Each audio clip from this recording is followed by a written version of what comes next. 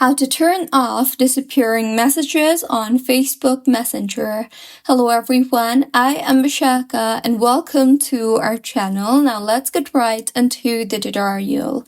Firstly, go ahead and open the Messenger application on your device and make sure that you are signed in. Further, go ahead and open the conversation from where you want to disable the disappearing messages.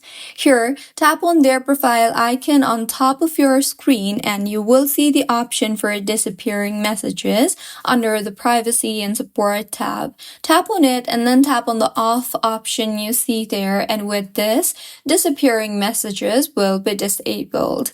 So this was about how you can turn off disappearing messages on Facebook Messenger.